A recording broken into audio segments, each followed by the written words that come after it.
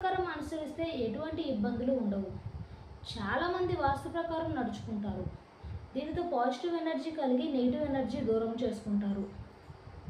ఇంకా వాస్తు పండితులే మనతో కొన్ని ముఖ్యమైన విషయాలను చెప్తున్నారు. వీటిని కనుక మనం అనుసరిస్తే మన ఇంట్లో లక్ష్మీదేవి ఉంటుందట. ఇల్లు ఎప్పుడూ పరిశుభ్రంగా ఉండాలి.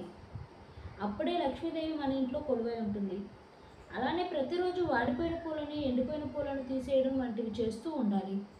చాలామంది ఇళ్లలో దేవుడికి పూలను పెట్టి వాటిని చాలా రోజుల దాకా తొలగించరు. నిజానికి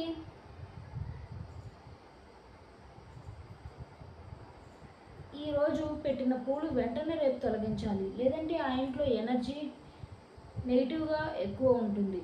అలానే వాస్తుశాస్త్రం ప్రకారం ఇంట్లో పక్షి గూడు కడితే చాలా మంచిది. బాల్కనీలో కానీ కోర్ట్యార్డ్లో కానీ పక్షి గూడు కట్టిందంటే ఆ ఇంట లక్ష్మీదేవి కొలువై ఉంటుందంట. తరచూ మన ఇళ్లలో బల్లులు కనపడుతుంటాయి. బల్లులు కనపడటం కూడా చాలా మంచిది. చాలామంది బల్లులను చూసి అసహించుకుంటూ ఉంటారు, కానీ బల్లి కనిపిస్తే లక్ష్మీదేవి అనుగ్రహం కలుగుతుంది.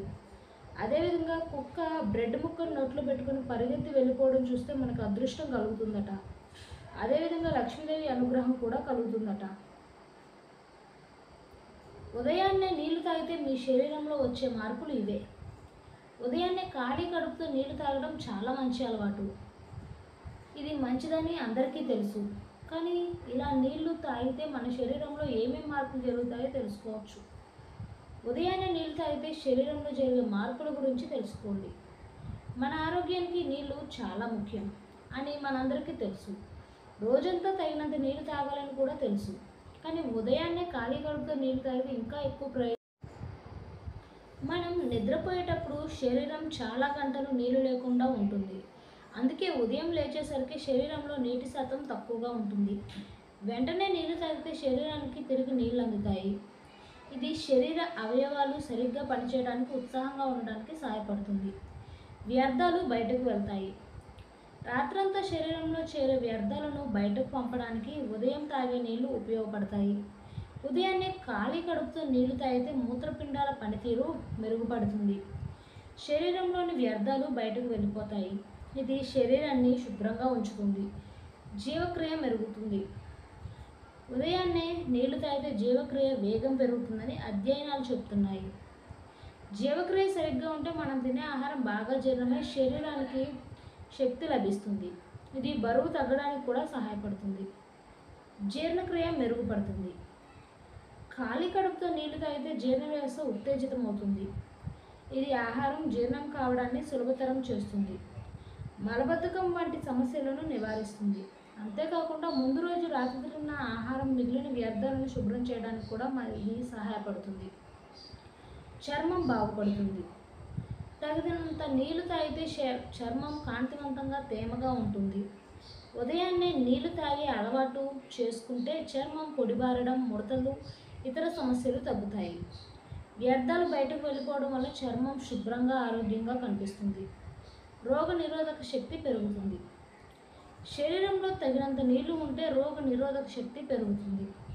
ఉదయాన్నే నీళ్లు తాగితే శరీరంలోని లింఫాటిక్ వ్యవస్థ బ్యాలెన్స్ అవుతుంది. ఇది వ్యాధులను ఎదుర్కొనే శక్తిని పెంచుతుంది. మెదడు పనితీరు మెరుగుపడుతుంది. మెదడు సరిగ్గా పనిచేయడానికి తగినంత నీళ్లు అవసరం. ఉదయాన్నే నీళ్లు తాగితే మెదడు చురుగ్గా. ఫ్రిడ్జ్లో మాంసాన్ని ఎలా నిల్వ చేయాలో తెలుసా మీకు? మాంసం, చేపలు మరియు చికెన్ వివిధ రకాల రుచికరమైన పదార్థాల్లో చాలా ముఖ్యమైన పదార్థాలు. ప్రజలు ప్రతి సంవత్సరం బిలియన్ కిలోగ్రాముల మాంసాన్ని తింటారు.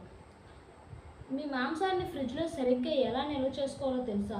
ఫ్రిడ్జ్లో మాంసాన్ని ఎలా నిల్వ చేయొచ్చో తెలిస్తే ఇకపై అలానే చేస్తారు.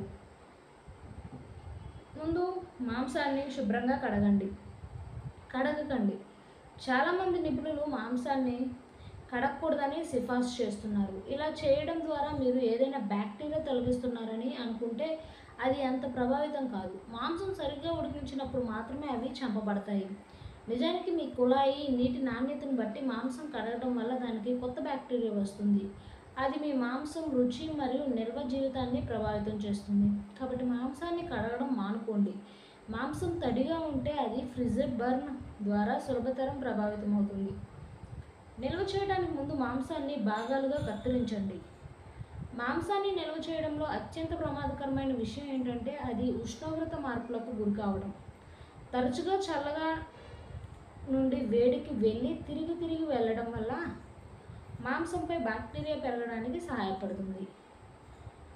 అందుకే మీరు మాంసాన్ని నిజంగా ఉడికించే వరకు రిఫ్రిజిరేటర్ నుండి బయటకు తీయకపోవడమే మంచిది. మీరు రిఫ్రిజిరేటర్లో ఉంచే ముందు మాంసాన్ని ముక్కలుగా లేదా భాగాలుగా కట్ చేస్తే మిగిలిన వాటిని ప్రభావితం చేయకుండా మీకు అవసరమైన మొత్తాన్ని బయటకు తీసుకోవచ్చు. మాంసాన్ని సరిగ్గా చుట్టండి. మాంసాలను నిల్వ చేసే విషయానికి వస్తే ప్యాకేజింగ్ చాలా ముఖ్యం. మీరు వ్యాక్యూమ్ ప్యాక్ చేసిన మాంసాన్ని కొనుగోలు చేస్తే మీరు దానిని ఉపయోగించాలనుకునే వరకు దాని ప్యాకేజింగ్లో ఉంచండి. వ్యాక్యూమ్ ప్యాకేజింగ్ మాంసం యొక్క నిల్వ జీవితాన్ని గణనీయంగా. మీరు మాంసాన్ని తీసివేసిన తర్వాత తిరిగి ఉంచవద్దు. ఉష్ణోగ్రతలో తరచుగా మార్పులు బ్యాక్టీరియా పెరగడానికి సహాయపడతాయి. కాబట్టి గది ఉష్ణోగ్రత వరకు వేడి చేయబడిన రిఫ్రిజిరేటెడ్ మాంసం కోసం కూడా ఈ నియమాన్ని పాటించడం మంచిది. మాంసాన్ని కరిగించి ఆపై తిరిగి స్తంభింపజేయడం వల్ల అది బ్యాక్టీరియాకు నిలయంగా మారుతుంది. కాబట్టి మీరు దానిని ఉడికించబోతున్నట్లయితే ఫ్రీజర్ లేదా ఫ్రిడ్జ్ నుండి మాంసాన్ని మాత్రమే తీసివేయాలని నిర్ధారించుకోండి. మీ రిఫ్రిజిరేటర్ను శుభ్రంగా ఉంచండి. మాంసం, కూరగాయలు లేదా ఇతర ఆహార పదార్థాలు ఏదైనా ఆహారాన్ని తాజాగా ఉంచడానికి పరిశుభ్రత చాలా అవసరం. మురికిగా ఉన్న ఫ్రిడ్జ్ మీ ఆహారాన్ని క్రిములు పెరగడానికి మరియు కలుషితం చేయడానికి అనువైన పరిస్థితులను అందిస్తుంది. వండిన మాంసం మరియు పచ్చి మాంసాన్ని దగ్గరగా ఉంచినప్పుడు కూడా కాలుష్యం సంభవించవచ్చు. మీ తాజా పచ్చి మాంసాన్ని రిఫ్రిజిరేటర్ దిగువన ఉన్న షెల్ఫ్లో ఉంచితే మంచిది. ఇది సాధారణంగా ఆదర్శ ఉష్ణోగ్రతలను అందిస్తుంది. మాంసాన్ని రిఫ్రిజిరేటర్లో ఎంతకాలం నిల్వ చేయొచ్చు?